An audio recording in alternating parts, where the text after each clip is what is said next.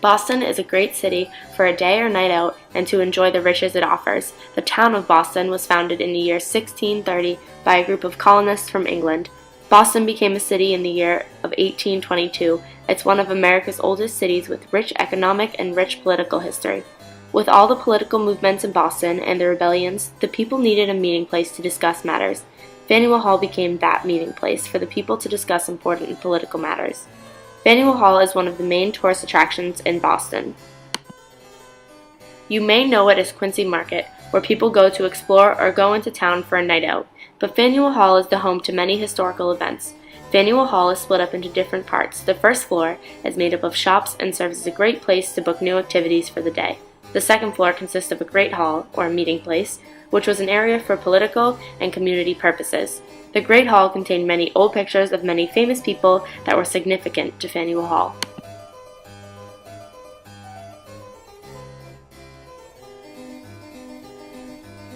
Faneuil Hall was named after a wealthy merchant and slave trader, Peter Faneuil. He made most of his money trading slaves in the Trade Triangle. Peter Faneuil built it for the people of Boston because he wanted to give back to them. They could use the building for whatever fit their needs.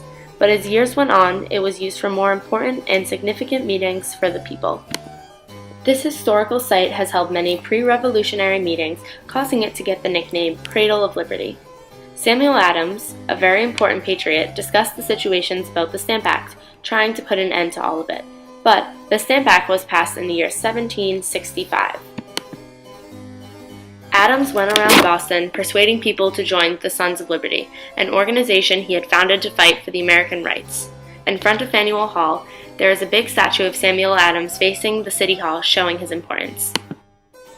Upstairs in Faneuil Hall, there is a meeting house, or Great Hall, as I mentioned earlier, which contains a big stage and a podium, where many significant people, including Lucy Stone, William Lloyd Garrison, and Frederick Douglass, stood up on the eve of the Revolutionary War and discussed their struggles of freedom. The tragedy of the Boston Massacre was also discussed at Faneuil Hall. Samuel Adams was the one who delivered the speech about this horrible event. The Boston Massacre occurred on March 5, 1770, between a patriot mob throwing snowballs, stones, and sticks. Several colonists were killed during this. The colonists also first protested the Sugar Act in 1764 and established the doctrine of no taxation without representation. Samuel Adams and James Otis protested the Sugar Act and the no taxation without representation. The colonists were being taxed on molasses, which is sugar, wine, and indigo.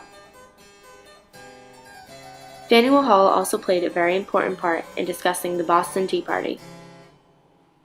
This was when a group of 40 to 50 men disguised as Native Americans went to Boston's dock and dumped about 340 chests of tea, causing the Boston harbor to be closed so no food was coming in for the people.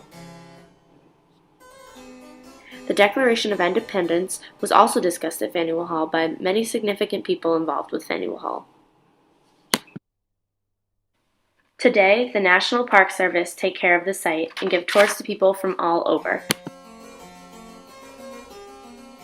Today, Faneuil Hall is very different from back then, and if any of these people, like Sam Adams or James Otis, came back, they probably wouldn't recognize it because the meeting hall has changed because of the interior inside.